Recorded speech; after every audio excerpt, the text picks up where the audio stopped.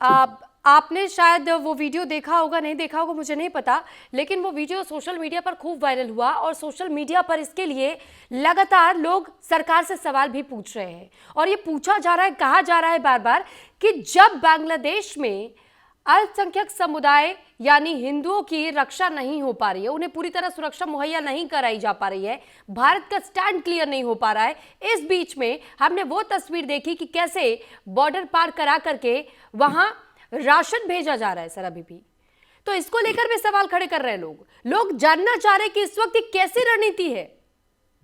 वही तो मैं कहना चाहता हूं कि अभी अभी जो है, एक दिन दो दिन पहले की खबर है, उनके जो फाइनेंशियल एडवाइजर हैं गवर्नमेंट के, उन्होंने कहा है कि हम भारत से 50,000 मैट्रिक टन राइस इंपोर्ट करेंगे। बिल्कुल। मैं कह रहा हूं वो देश जो आपके जो अल्पसंख्यक, मैं कह रहा हूं हिंदुओं भी छोड़ो, चाहे वो क्रिश्चियन है, चाहे बुद्धिस्ट है, चाहे हिंदू है, अगर वो इतना अत्याचार करे तो आप उनको चावल क्यों दे रहे हो?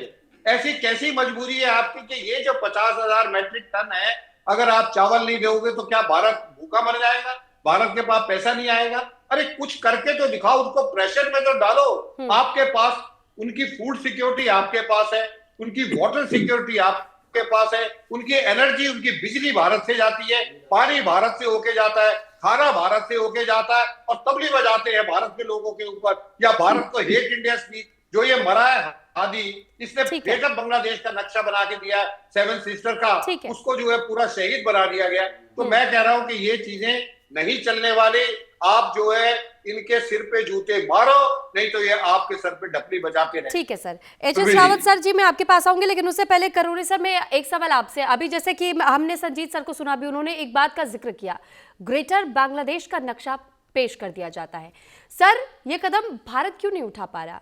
ग्रेटर मेघालय भी तो हम कर सकते हैं, ग्रेटर त्रिपुरा भी तो कर सकते हैं, और अगर ग्रेटर त्रिपुरा कर दिया जाए तो सर जो सी पोर्ट का जिक्र आ रहा है कि समुद्र नहीं है सेवन सिस्टर्स के पास, सर वो रास्ता खुल जाएगा। ग्रेटर मेघालय अगर हम उसे चौड़ा कर देते हैं तो सर जो चिकन नेक है, उस चिकन नेक को चौड़ा किया जा सकता है। तो सर जब इस तरीके के हथियार या इस तरीके के मोटिव के साथ में हम भी आगे बढ़ सकते हैं, तो सर क्या एक उम्मीद नहीं बन सकती है कि बांग्लादेश शायद इससे भी समझ जाए?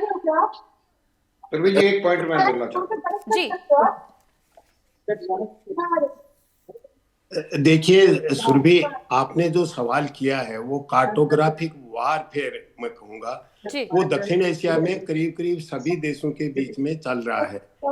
बांग्लादेश की हम बातचीत कर रहे हैं तो बांग्लादेश सरकार कितना कर रही है और राजनीतिक दल क्या कर रहे हैं, हमें थोड़ा सा डिस्टिंक्शन मेंटेन करना चाहिए। वहां जिस तरह की कम्युनल वायलेंस है, धर्म पे आधारित हिंसा है, उसी प्रोपोर्शन में राजनीतिक हिंसा भी चल रही है। ये जो जमाते वाले हैं, इस्लामिक फोर्सेज हैं, वो बीएनपी के वर्कर्स को, लीडर्स को मार रहे हैं।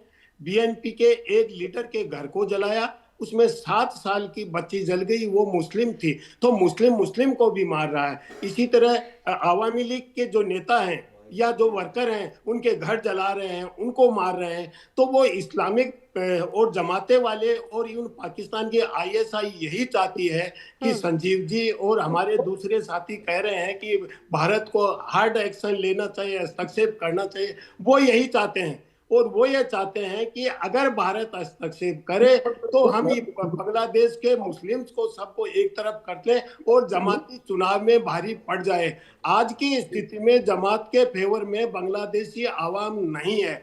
आज की स्थिति में न तो जो स्टूडेंट्स हैं उनकी पार्टी है और न जमात इस्लामी है। आज की स्थिति में बीएनपी अच्छी पोजीशन में है। तो जो जमात वाले हैं और जो इस्लामिक फोर्सेज हैं वो यही चाहते हैं कि भारत हस्तक्षेप करे, और इसीलिए शायद भारत सरकार की नीति है वो सोची समझी नीति है कि हम संयम से काम लें। अरविंद जी सर ने लेकिन सही एक कहा बात कि की स्थिति का अंदाजा तो लगाइए, जब हम बांग्लादेश का जिक्र करते हैं, हिंदुओं की बात करते हैं, तो सर वो हिंदुओं का जो समुदाय कभी 20% तक हुआ करता था, वो घट करके सीधे 7 या 9% पर आ चुका है, और 8% पर आ चुका है, माफ कीजिएगा। और इसके अलावा हम देखते हैं कि 82% से बढ़कर के 92% पर पहुंच चुका है मुस्लिमों का। तो सर ये जब इस तरीके के ग्राफ में हम चेंजेस देखते हैं, सर क्या ये वाकई में कोशिश नहीं है जियोपॉलिटिकल फैक्टर को भी चेंज करने की? देखिए निश्चित रूप है ये डेमोग्राफी चेंज करने का प्रयास होता है। तो क्या इसका विकल्प हम ये निकालें कि भारत सैनिक दृष्टि से हस्तक्षेप करे? मेरे ख्याल से ये हस्तक्षेप उचित नहीं होगा। भारत इंटरनेशनल ओपिनियन मोबिलाइज करे। और देखिए अभी जो हिंदू के साथ हुआ, माइनॉरिटी और दूसरी माइनॉरिटीज के साथ हो रहा है, अमेरिका की कांग्रेस में भी सवाल उठा है, ब्रिटेन, फ्रांस, जर्मनी सब इसके बारे में कंसर्न है कि माइनॉरिटीज पे अत्याचार नहीं होना चाहिए। तो जो आवामी जो इस्लामिक फोर्सेज हैं, विशेष रूप से जमात वाले और पाकिस्तान की आईएसआई यही चाहती है कि इंडिया को इतना प्रोवोक कर दो कि इंडिया हस्तक्षेप कर दे, और हस्तक्षेप करते ही ये कहेंगे कि इंडिया अपनी विस्तारवादी नीति अपना रहा है, तो भारत में एक दूसरा आरोप और लग जाएगा और मामला सुलझने के बजाय और ज्यादा कॉम्प्लिकेटेड हो जाएगा। मैं आपके उस विचार से सहमत हूं कि डेमोग्राफी चेंज हो रही है, लेकिन उसका हम रास्ता क्या निकालें, एक विवेक सम्मत कोई इनोवेटिव रास्ता निकालें। मिलिट्री फोर्स यूज करना है वो तो एक लास्ट रिजोर्ट के रूप में होना चाहिए, वो जरूरी है, उसका भय भी होना चाहिए। और बांग्लादेश जितना भारत पे डिपेंडेंस है, बांग्लादेश के जो भी समझदार लोग हैं वो जानते हैं कि बांग्लादेश भारत के पे डिपेंडेंट इतना है कि भारत के बिना सरवाइव नहीं कर सकता बांग्लादेश। ये जानते हैं वहाँ के जो एनलाइटन सेक्शन है और जो समझदार राजनीतिक हैं वो जानते हैं।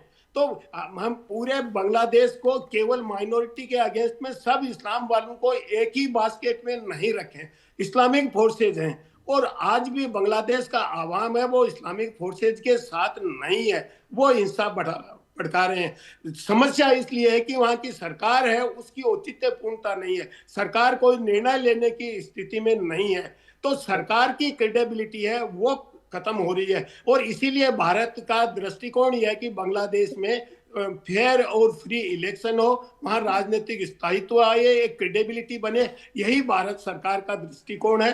और निश्चित रूप से जब वहां निर्वाचित सरकार आएगी तो वो भारत के सरोकार पे ध्यान देगी। सर लेकिन जो स्थिति बांग्लादेश के इन दिनों नजर आ रही है, ऐसे में फ्री एंड फेयर इलेक्शन हो पाना तो बहुत मुश्किल है। मैं आपके पास लौटूंगी। एचएस रावत सर, अब आपका मैं रुक कर रही हूँ।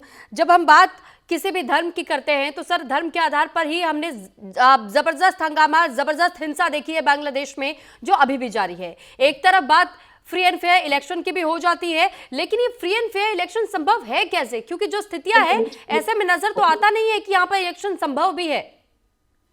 देखिए सुरभि जी, सबसे बड़ी बात है कि आज पूरा विश्व जो है ना, ग्लोबली अगर देखा जाए तो धर्म में बंटता जा रहा है। यानी इस्लामिक कंट्री उनकी सोच के विरुद्ध सारे के सारे जितने भी कंट्रीज हैं वो होते जा रहे हैं और पहले भी होता रहा है। तो आज हमें ये देखना है कि हिंदुओं को बचाने के लिए भारत कितना सक्षम हो पाता है। वो पाकिस्तान में बचा पाता है या बांग्लादेश में बचा पाता है कि नहीं बचा पाता। अगर नहीं बचा पाता है तो अगर हम करोड़ी सिंह जी की बात को माने और हम कूटनीति से चलते रहे तो हमारे बच्चों का भविष्य क्या है? कल को इसी प्रकार से इनके उपद्रव होते रहेंगे। और भय बिन होत न प्रीत, जब तक भय नहीं होगा, जब तक अपने आप को बचा नहीं सकते। एक इजराइल छोटा सा कंट्री है और वो इतने इस्लामिक मुल्कों के बीच में बैठा हुआ है, लेकिन उसका भय कितना है, बिना उसके वो जिंदा नहीं रह सकता। उसको पता है इसको खत्म कर देते। तो आज मुझे लगता है कि हिंदुओं के खिलाफ सभी कंट्रीज हैं, कोई बोलने के लिए तैयार नहीं होता है। अगर एक केस हिंदुस्तान में किसी मुसलमान के खिलाफ हो जाए, अखलाक का केस हुआ, तो पूरे विश्व में हाय तो वह मच गई थी। लेकिन वहाँ हिंदुओं के घर जलाए जा रहे हैं, रेप हो रहे हैं, बलात्कार हो रहे हैं, मंदिरों को फूका जा रहा है, कोई बोलने के लिए तैयार नहीं है। इसका मतलब हिंदू मरता है तो मरने दो, अगर कोई मुसलमान या ईसाई मरता है तो उनकी वैल्यू है, हिंदू को कोई वैल्यू नहीं है। इसलिए हिंदुस्तान की सरकार को कूटनीति के साथ साथ वहाँ चुनाव कराने के लिए वहाँ की पार्टियों को जैसे भी मैनेज किया जा सकता है अपनी एजेंसियों के थ्रू करना चाहिए। सरकार को गिराना चाहिए, इसको लंबे समय तक यूनिट सरकार को रहना ही नहीं चाहिए। तब तक इतने लंबे समय तक इसको बटा के रखा है 1 साल से, इसको 2-4 महीने में खत्म करा देना चाहिए था उसी समय। कूटनीति तो ये कहती है, राजनीति ये कहती है कि इसको लंबे समय तक बैठने नहीं देना चाहिए था। तो मेरा मानना यह है कि आज भारत का सबसे बड़ा दायित्व है कि विश्व में जहां पर भी हिंदू रह रहे हैं उनके लिए प्रखर होकर के बोलना। चाहे वो कनाडा के अंदर अगर उनका टॉर्चर होता है, चाहे वो लंदन के अंदर होता है, चाहे अमेरिका अंदर होता है, उन पर हमले होते हैं, तो भारत जब तक प्रखर होकर के नहीं बोलेगा, जब तक हिंदू अपने आप को विश्व में सुरक्षित नहीं समझेगा, वो तो फिर साउथ अफ्रीका के अंदर भी ये स्थिति पैदा हो जाएगी और पाकिस्तान में तो हो ही रही है, बांग्लादेश में शुरू हो चुकी है। तो हम बचेंगे कहाँ?